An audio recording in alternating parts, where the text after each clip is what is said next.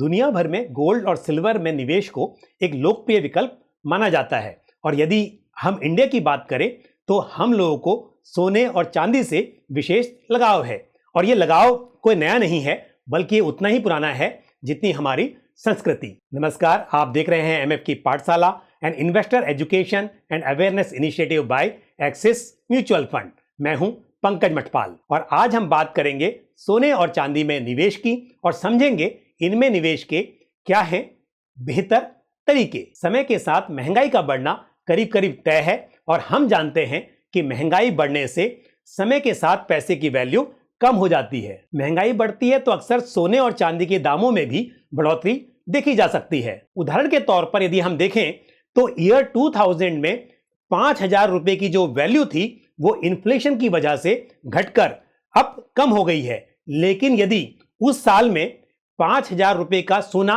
या चांदी खरीदी होती तो उसकी वैल्यू आज कई गुना बढ़ गई होती और इसीलिए सोने और चांदी को हेज अगेंस्ट इन्फ्लेशन भी माना जाता है। परिवार में बच्चे का जन्म हो या फिर शादी हो या फिर हो कोई त्योहार, पारंपरिक तौर पर हमेशा सोने और चांदी की डिमांड देखी जा सकती है और यदि किसी भी कमोडिटी की डिमांड बढ़ेगी तो उसका प्राइस बढ़ना भी लगभग तय है। इंडिया सोने का सेकंड लार्जेस्ट कंज्यूमर है और यदि चांदी की बात की जाए तो वर्ल्ड में सिल्वरवेयर यानी कि चांदी के बर्तन की जो टोटल डिमांड है उसका अराउंड 57% कंजम्पशन सिर्फ इंडिया में है। चांदी का इस्तेमाल ज्वेलरी के अलावा रिन्यूएबल एनर्जी, इंडस्ट्रियल और इलेक्ट्रॉनिक्स में भी होता है और मैं आपको बता दूं कि सिल्वर की अराउंड 80% डिमांड ज्वेलरी और सिल्वरवेयर को छोड़कर बाकी जगह से आती है। Solar panels, medical instruments, switches और सैटेलाइट इत्यादि में चांदी का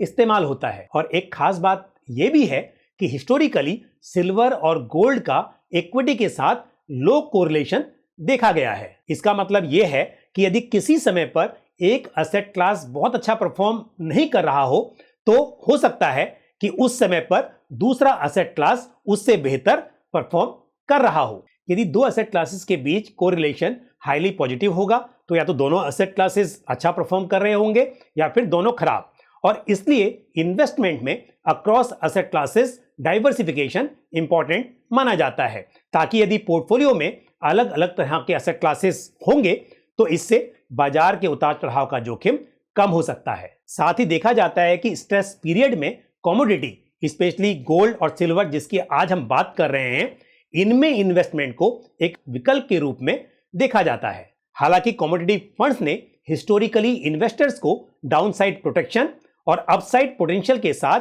पोर्टफोलियो डाइवर्सिफिकेशन की अपॉर्चुनिटी प्रोवाइड की है, लेकिन किसी भी दूसरे म्यूचुअल फंड की तरह कमोडिटी फंड्स में भी जोखिम की संभावना हो सकती है। तो इन्वेस्टर्स अपने objective of investment and risk appetite के आधार पर गोल्ड एंड सिल्वर फंड्स में इन्वेस्ट करने पर विचार कर सकते हैं। एमएफ की पाठशाला की इस एपिसोड में इतना ही, लेकिन म्यूचुअल फंड से जुड़ा हुआ आपका कोई भी सवाल या सुझाव हो तो आप कमेंट बॉक्स में पोस्ट कर सकते हैं। अगले एपिसोड में फिर किसी इंपॉर्टेंट टॉपिक के साथ आपसे मुलाकात होगी। इसी के साथ मुझे दीजिए इजाजत। नमस्कार। म्यूचुअल फंड निवेश बाजार जोखिमों के अधीन है। योजना से संबंधित सभी दस्तावेजों को ध्यान से पढ़ें।